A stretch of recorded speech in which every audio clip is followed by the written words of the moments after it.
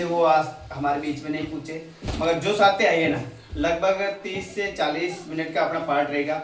ईमानदारी से ये सुनना, आप अपना आप में बहुत कुछ चेंज पाओगे, क्योंकि आज इस सिस्टम की क्या जरूरत है, क्या अपने जैविक खेती की जरूरत है। आज हम नहीं जागे ना तो आने वाले 5 से 10 साल बाद में हमारी जमीन बिल्कुल बंजर हो जाएगी। मानते हो या नहीं मानते इस चीज को? क्योंकि आज अपनी जमीन की स्थिति का ही है, और आने वाले 5 साल में क्या स्थिति रहेगी। आज हमको नहीं जागाना तो कहीं ना कहीं हमारी जमीन आने वाले टाइम में बच्चों के लिए पाकिस्तान का जहाज बन जाएगा और रेगिस्तान हो जाएगा, बच्चों के लिए खेती लायक नहीं बन बची।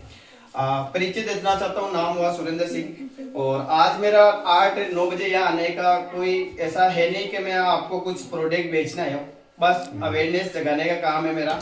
और मैंने एक मिशन ले रखा है कि जब तक 1 लाख किसानों को इस जैविक खेती के बारे में जानकारी नहीं दूंगा ना, जब तक मैं ऐसे ही मेहनत करता रहूंगा। आज मेरा यह प्रोग्राम है, कल मेरा पीथावला में प्रोग्राम है, परसों मेरा नसीराबाद में प्रोग्राम है। लगभग मैं संख्या बता देता हूँ, यहाँ पे तो 5-7 है, नसीराबाद में लगभग 50 लोगों की संख्या रहेगी वहाँ पे। और मेरा लगभग पूरे महीने में 10 से 15 दिन ऐसा प्रोग्राम होता रहता है, ठीक है।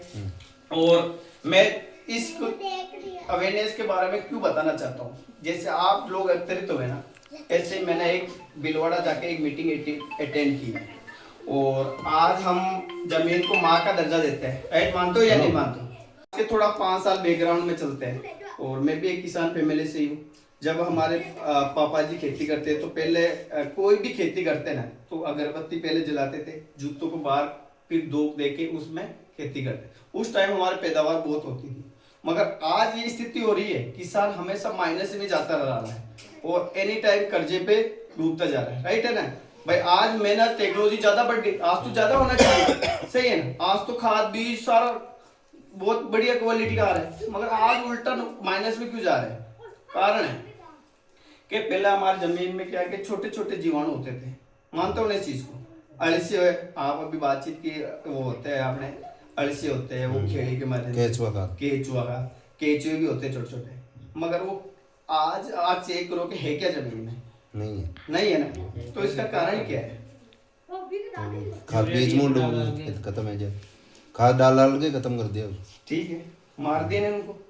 मैं तो मानता हूँ कि जैसे अपने पेट में कोई बैक्टीरिया होते हैं और वो अपने खाने को डाइजेशन करने के, अपने को स्वस्थ रखने के लिए ठीक काम करता है। वो बैक्टीरिया आज नहीं होता तो हम खाना खाते हैं ना, वो पचता नहीं, एक तरह सड़ के बाहर निकलता और हम अस्वस्थ हो जाते हैं। आज हमें जमीन का जो बैक्टीरिया होता है, गुड बैक्टीरिया, जो उसमें जो भी खाद बीज डालते हैं उनकी पोषण क्षमता एक तरह का, मैं मानता हूँ कि उनको स्वस्थ करने का काम करता है, उसको हमने मार दिए। और मैं तो मानता हूँ कि एक 38 सी मिट्टी लेते हैं ना, उसमें हजारों जीवाणु होता है। कितना? हजार। आज उसकी हत्या कर दी और उन्हीं की बदवा से आज किसानों की दुर्दशा हो रही है। मानते हो इस चीज को? सही। तो आज वापस हम जैविक खेती के लिए नहीं जागे ना साहब, तो कहने के आने वाले 5 साल के बाद में ये खेती हमारे खेती लायक नहीं बचेगी। सॉइल हेल्थ स्पेशल एक जैविक इंटीग्रेट है। अब ये क्या करता है कि एक नेचुरल रूप से जैविक खाद के रूप में बनाया गया है, और ये अपनी जमीन को स्वस्थ कैसे करता है। जैसे आदमी होता है ना साहब, तो उनको बादाम में अपने सर्दी में लाडू ये साग के खाते तो कहीं 12 महीने तक अपनी बॉडी एक्टिव रहती है, और कोई छोटा मोटा मौसम चेंज होता है तो बीमार नहीं होते। राइट है ना? तो ये अपने 6 महीने तक एक खेत की स्वास्थ्य पे काम करेगा। और एक बार जैसे अपने सर्दी का लाडू खा लिया तो 12 महीना काम करता है ना, इसी प्रकार एक बार डाल दिया ना, 6 महीना तक मिट्टी में कोई बीमारी नहीं आएगी। अब इसमें क्या इंटीग्रेट है? ऐसा इंटीग्रेट है जो फलों के छिलकों से, ऐसे जो नेचुरल रूप से जैविक, जो विशेष टेक्नोलॉजी से जमीन के स्वास्थ्य के लिए बनाया गया। अब जमीन को क्या फायदा करेगा? जमीन आज टाइट हो रखी है, राइट है ना? तो पहले तो जमीन को पोली करने का काम करे, और नीचे छोटे छोटे बैक्टीरिया उसका खाना बनाने का काम करता है ये जमीन में। और जब उनको जीवाणु खाना बढ़ेगा तो आगे से आगे जीवाणु और बढ़ेंगे, गुड बैक्टीरिया बढ़ेंगे, अळसिया बढ़ेंगे, नेचुरल रूप से अळसिया बढ़ेंगे। जब जमीन में अळसिया जीवाणु आ जाएंगे तो वो जमीन को खा खा के वापस उसको पोली कर देंगे, और जब वो पोली हो जाएगी तो शायद ऑटोमेटिक जमीन का स्वास्थ्य ठीक हो जाएगा। तो एक वीडियो के माध्यम से मैं बताना चाहता हूँ।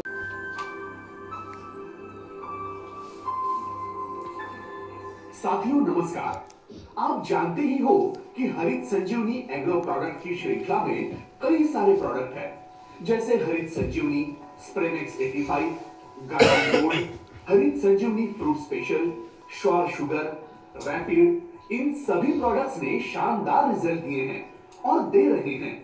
इसी श्रृंखला में हरित संजीवनी टीम ने बहुत ही जबरदस्त प्रोडक्ट का निर्माण किया है, जिसका नाम है हरित संजीवनी सॉइल हेल्थ स्पेशल। हरित संजीवनी सॉइल हेल्थ स्पेशल सभी प्रकार के जमीनों की जरूरतों को ध्यान में रखते हुए उच्च तकनीक का इस्तेमाल करके इसकी निर्मित की गई है। हरित संजीवनी सॉइल हेल्थ स्पेशल ये प्राकृतिक यानी सेंद्रीय उत्पाद है। हरित संजीवनी सॉइल हेल्थ स्पेशल की विशेषता, किसान जमीनों में फसलों को जो रासायनिक, ऑर्गेनिक यानी सेंद्रीय और जैविक खाद डालते हैं, उनके कार्य को बढ़ावा देने में सहायता करता है।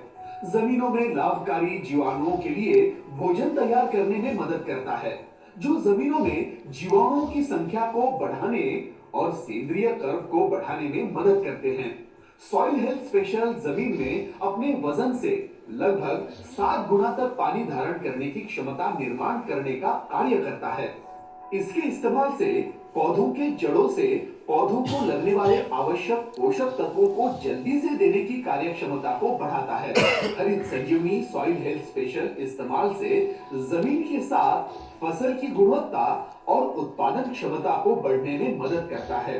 हरित संजीवनी सॉइल हेल्थ स्पेशल 100% प्राकृतिक उत्पाद है। ये प्रोडक्ट सभी प्रकार के फलों की बागवानी करने वाले किसानों के लिए एक वरदान साबित होगा।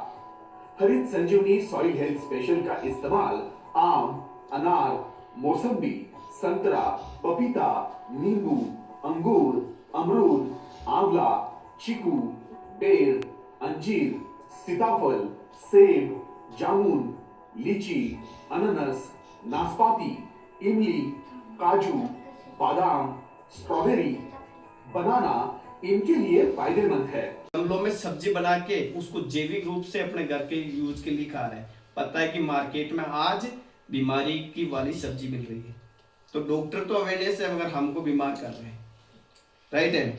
अब मान लीजिए हम जमीन में स्वास्थ्य ठीक नहीं किया, तो क्या उसमें जो गेहूं उत्पादन करेंगे, क्या वो स्वस्थ गेहूं उत्पन्न होंगे? नहीं होंगे, वही हम खाएंगे। तो वो चीज जमीन में नहीं है। आज जमीन में आयरन की कमी है, कार्बनिक ऑर्गन की कमी है, फास्फोरस की कमी है, फास्फोरस की कमी है। तो कहीं ना कहीं वही भी दान में मिलके, पहले लेडीजों में खून की कमी नहीं होती साहब, क्योंकि जमीन में आयरन होता था और वो गेहूं के माध्यम से पेट में चला जाता था। आज आयरन की कमी होने के कारण है कि जमीन में आयरन नहीं, जमीन में नहीं है तो गेहूं में कहां से आएगी, और गेहूं में नहीं होगा तो खाने वाले में कहां से आएंगे। तो कहीं ना कहीं अपना स्वास्थ्य और अपनी जमीन का स्वास्थ्य अपना हाथ में। तो कहीं ना कहीं ये प्रोडक्ट अपनी जमीन को सुधारने और उनको सुरक्षित करने के लिए बेहतर है। जब जमीन सुधरेगी तो उसमें डालने वाला बीज ऑटोमेटिक बढ़िया होगा। अब जब बीज बढ़िया होगा तो क्या ऑटोमेटिक फसल बढ़ते क्रम में मिलेगी या नहीं मिलेगी? क्या किसान की इनकम बढ़ेगी या नहीं बढ़ेगी? दवाइयों का खर्चा कम होगा या नहीं होगा? वो आप पे डिसाइड। कीट रोधक है, नाशक नहीं है, कीटों को मारेंगे नहीं। और पहले से ही कीटों की रोकथाम का उपाय है। जब हमारी फसल तैयार होती है उसमें से आप हर 15 दिन में 1 पानी लीटर में 1 ml उसका स्प्रे कर देते हो ना, तो बड़ा बड़ा अटैक उस पे जो मच्छर है, फफूंदी है, जीवाणु है, वो अटैक करने से रोक देते हैं, पहले से ही रोक देते हैं। जब वो रुक जाएंगे तो क्या अपनी फसल ग्रोथ होगी या नहीं होगी? भाई जमीन का स्वास्थ्य ठीक है, उसमें बीज डाल दिया, वो तो जमीन का तो काम कर देगी, मगर अब पौधे की बारी आ गई। अब पौधा स्वस्थ होगा तो वो ग्रोथ करेगा। अब पौधा जब ग्रोथ करेगा बाबू, पौधा ग्रोथ करेगा तो कहीं ना कहीं फसल ऑटोमेटिक बढ़ते क्रम में मिलेगी। तो एक छोटा सा वीडियो के माध्यम से मैं बताना चाहता हूँ कि ये कैसे काम करता है, कैसे इसका स्प्रे करना होता है। रैपिड फसलों पर अलग अलग तरह की बीमारियां या कीटक आते हैं, जैसे फफूंद, बैक्टीरिया, वायरल, रस चूसक कीट और भी कई तरह की बीमारियां आती हैं। इसमें सबसे ज्यादा फसलों पर आने वाली बीमारी या कीटक है रस चूसक कीट।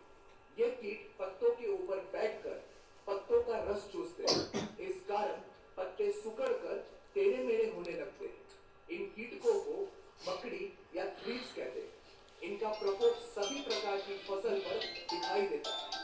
टमाटर, बैंगन, मिर्ची, आलू, भिंडी आदि सभी प्रकार की सब्जियां, गेंदा फूल, गुलाब आदि सभी प्रकार के अंगूर, अनार, आम चाय, कॉफी, तंबाकू, पान आदि ज्यादा से ज्यादा फसलों पर आने वाली बीमारी, ऐसी ही बीमारियों के लिए उच्च तकनीक से रेपिड की निर्मित की गई है। जल संचय नाम ही जल संचय है। जल का मतलब है कि आज अपन पानी तो पिला देते हैं, मगर कहने के आप चेक करना उस क्यारे में पूरा पानी जमीन में सूस रहा है या ऊपर बाप उठ के उड़ रहा है। जब तक वो जितना अपन पानी तो डाला, मगर अपन को तो पता है कि क्यारा को भर के डाल दिया, मगर वो जमीन में नहीं जा रहा। जो टाइटनेस के कारण वो थोड़ा सा नीचे जाता है, बाकी बाप बन के ऊपर उठ जाता है। तो क्या भाई, एक तो जरूरत से ज्यादा पानी डालना पड़ेगा। ये इसका ऐसा रिजल्ट है कि हमारे पास लिया हुआ है। जो फसल 5 पानी में तैयार हो रही थी वो 3 पानी में तैयार हो गई।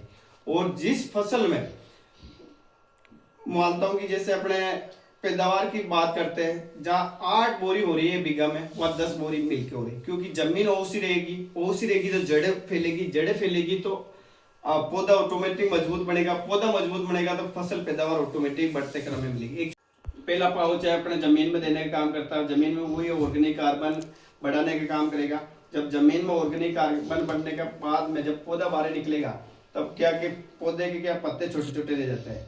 तो इस कारण से पौधे प्रकाश से बोलते हैं भोजन बनाता है पौधा, मगर वो पत्ते छोटे हैं तो क्या भोजन ज्यादा बनाएगा।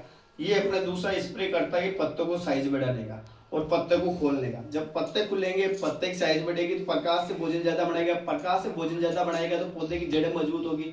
पौधे की जड़ें मजबूत होगी तो पौधा ऑटोमेटिक ग्रोथ होगा। तीसरा है कि जैसे फसल अपने फूल आने लगते हैं, जैसे मटर है तो मटर में फूल आते हैं, तो कई बार होता है कि वो काफी फूल तो नीचे गिर जाता है और काफी फलों में फली में कन्वर्ट होता है, यानी फली बन पाती है। तो हर एक फल को फली में कन्वर्ट करने का काम करता है तीसरा स्प्रे।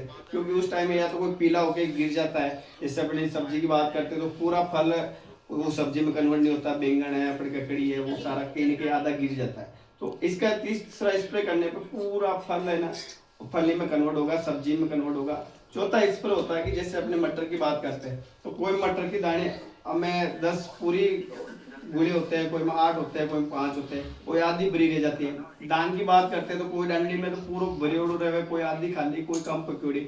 एक पोटा के टाइम में आपको एक स्प्रे कर देनी तो एक साथ पूरा पोटा बाहर निकला और पूरी डांडी एक समान बरी जोड़ी निकला है। और एक पूरा यूज करवाऊं लगभग 2 से 3 बोरी एक बीघा में अपने बढ़ते क्रम में मिलती है।